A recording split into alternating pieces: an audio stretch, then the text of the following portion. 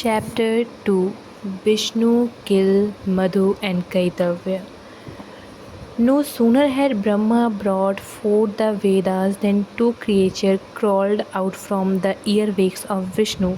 One of them began craving for honey to satiate his hunger and so got the name Madhu. The other brother resembled an insect or a kita and come to be known as Kaitavya. Unaware of where they were, they glanced around in utter confusion. Feeling famished too, they searched for means of sustenance, but all they could see was infinite water surrounding them.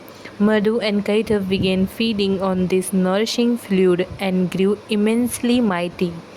As their bodies grew large, so did their heads, so they were now filled with arrogance. Supremely confident they were the master of their realm. The creatures began exploring the cosmos as they wandered. They come upon Brahma sitting atop his lotus. The brothers instantly confronted the Creator. Who are you? How dare you occupy the floral seat mean only for the extolled? They growled in fury. Brahma kept quiet, which further inflamed them. Either come down and accept us as your servant, or prove your worth by defeating us in combat. And the Creator did not comply. Madhu and Kaitav began shaking. The lotus seemed to topple him. Poor Brahma slunged to the flower, but the Vedas slipped from his hand.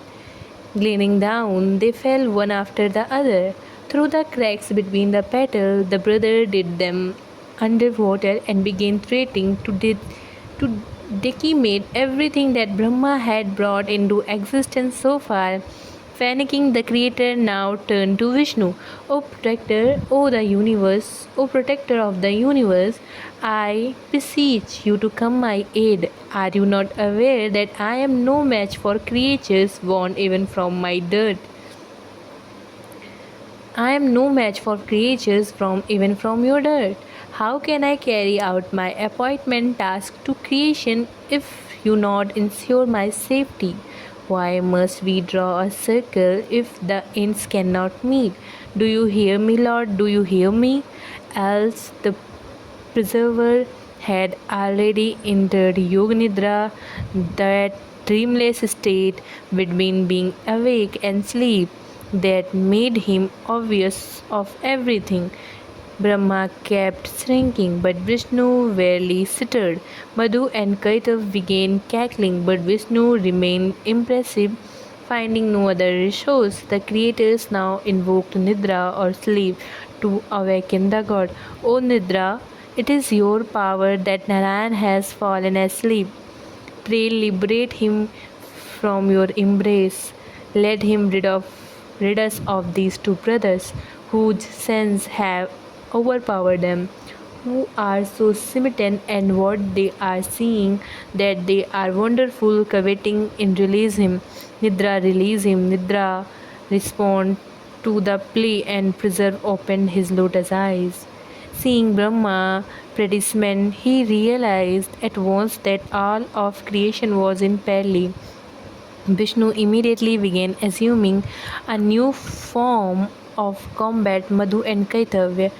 Brahma gazed at the lustrous vein that required a waiter. The god had become Hyagra.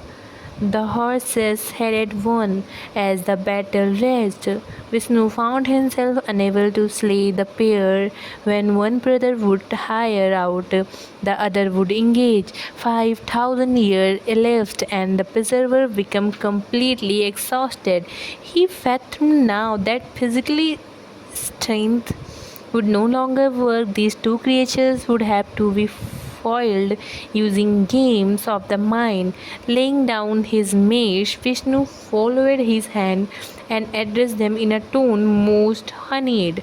Bravo! I bow before your skill. You both are truly incomparable, unconquerable, paying homage to your power, I would like to grant you both a boon.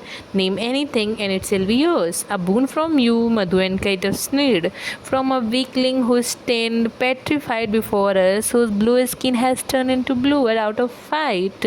We are victors, and victors do not beg for boons, they hand them out in charity.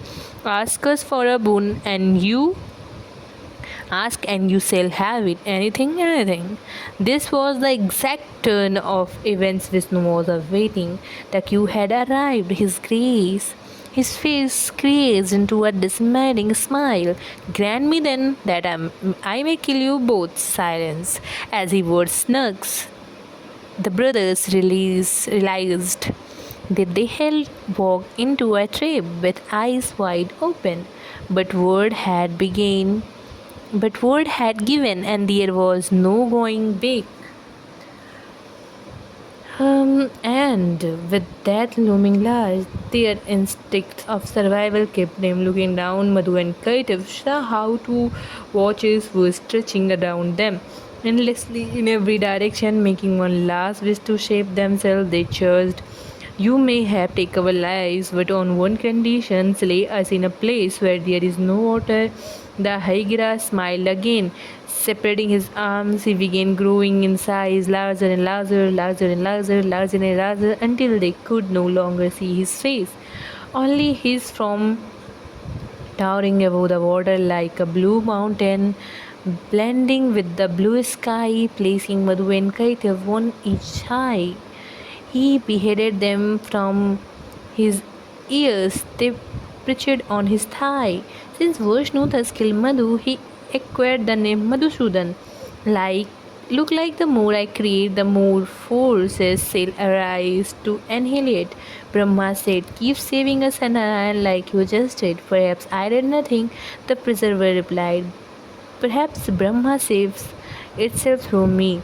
Retiring the Vedas, Vishnu now removed Meda or fat from the corpse of both the brothers and instructed Brahma to use it create land on earth.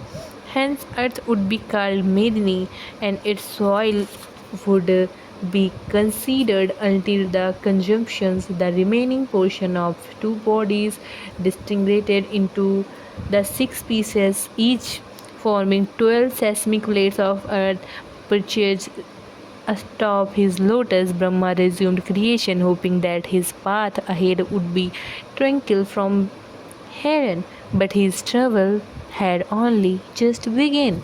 Now stay tuned for chapter